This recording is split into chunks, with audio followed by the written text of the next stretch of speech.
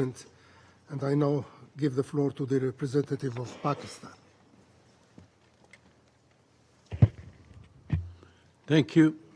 Thank you, Mr. President. Mr. President, it's a pleasure to see you, Mr. Foreign Minister, preside over this important meeting of the Security Council.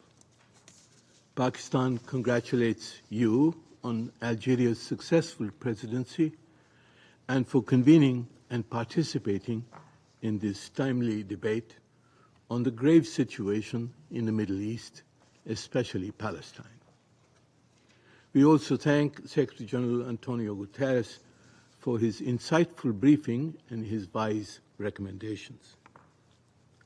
Mr. President, over the past 15 months, we have witnessed the widespread destruction and massive human suffering caused by Israel's wanton attacks in Gaza, killing over 46,000, mostly women and children. We have witnessed the most egregious violations of international law, including international humanitarian law, which many have concluded amount to genocide. Israel's war has spread to the West Bank, to Lebanon, to Syria, to Iran, as well as Yemen.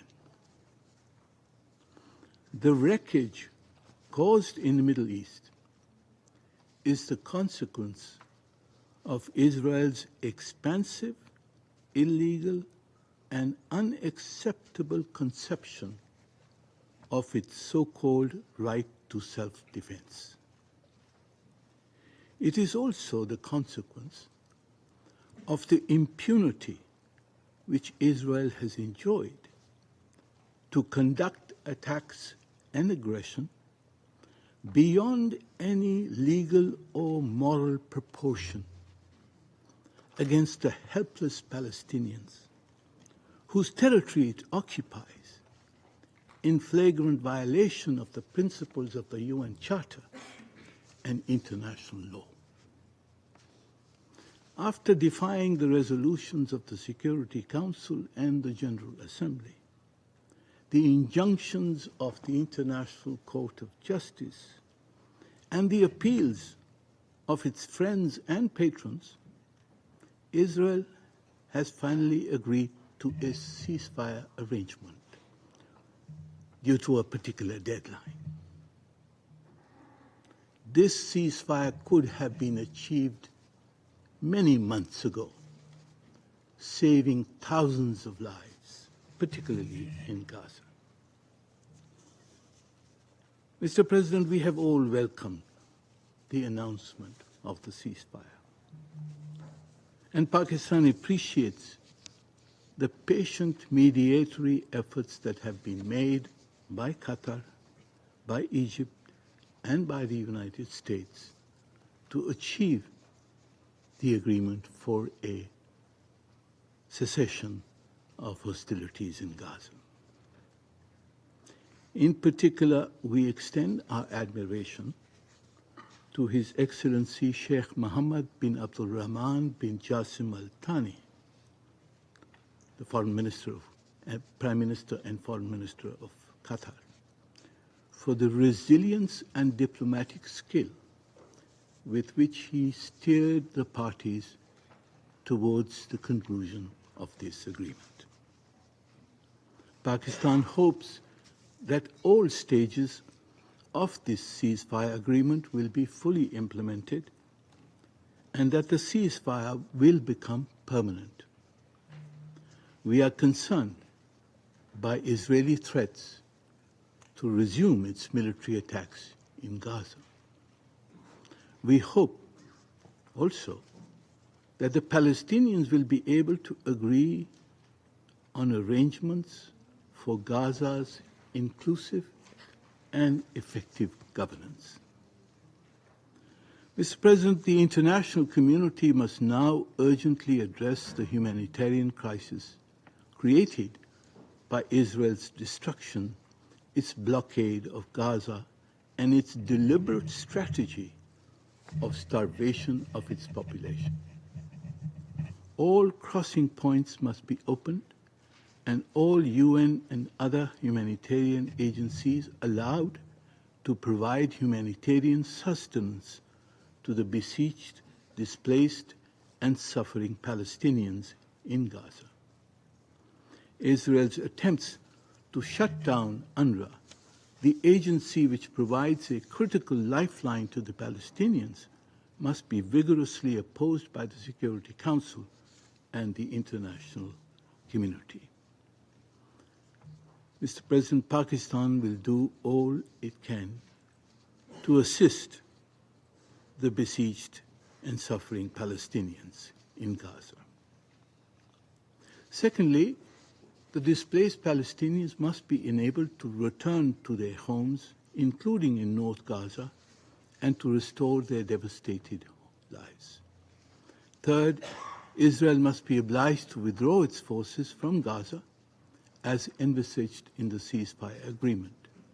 Their presence is illegal and must be ended to ensure the restoration of peace in Gaza and the rehabilitation of its displaced people and its early reconstruction. Fourth, the international community should assist the Palestinians to develop a concrete plan for Gaza's reconstruction as envisaged in Security Council Resolution 2735, which was initiated by the United States. This plan should be implemented expeditiously with adequate international support. Fifth, and most importantly, the international community, including the Security Council, must work to restore international legitimacy and sustainable peace in Palestine and the wider Middle East. Accountability for the crimes committed in this brutal war must be an essential element in restoring international legitimacy. Mr. President, the most critical step in building sustainable peace is the revival of the political and diplomatic process to achieve a two-state solution between Israel and the Palestinian people. This must be based on two fundamental principles of the UN Charter, endorsed by several resolutions of the Security Council and the International Court of Justice. One, the right of the Palestinian people to self-determination, and two, the non-acquisition of territory by the use of force. Despite the expansionist ambitions of some Israeli politicians, despite the devastation and destruction wrought by Israel's war machine, despite the skepticism of some intellectuals, the two-state solution remains the most promising, equitable, and we believe feasible framework for durable peace between Israel, the Palestinians, and the Arab and Muslim world. Indeed, Israel's existence, flowing from General Assembly Resolution 181, can be legitimized only if there exists a separate and sovereign Palestinian state. The alternative is prolonged and brutal military occupation, revived violent resistance and perpetual conflict in the Holy Land, which would continue to afflict the entire Middle East and poison the relations between Israel and the Arab and Muslim world. An inclusive political process is essential to advance the realization of the two-state solution. Pakistan will work to promote such a solution as a member of the Global Alliance for Implementation of the Two-State Solution. This outcome should be made politically inevitable. The state of Palestine must be recognized by all UN member states and admitted as a full member of the United Nations. In this context, we welcome the General Assembly's decision in Resolutions 79/81 to convene a high-level international conference in June 2025 on the implementation of the relevant UN resolutions pertaining to the two-state solution. Mr. President, to achieve comprehensive peace in the Middle East, it is also essential to simultaneously address other threats to peace and security in the region, as the Secretary General has mentioned. Pakistan welcomes the agreement facilitated by France and the United States for a cessation of hostilities in Lebanon. We congratulate President Joseph Aoun on his election and Mr. Nawaf Salam on his designation as the Prime Minister of Lebanon. Israeli forces must withdraw from South Lebanon within the stipulated 60 days. The Lebanese army is ready to deploy there in accordance with Security Council Resolution 1701. Israel must halt its continuing attacks in Lebanon, which are blatant violations of the 26 November agreement. Pakistan supports the stabilization of Syria through an inclusive political process and governance.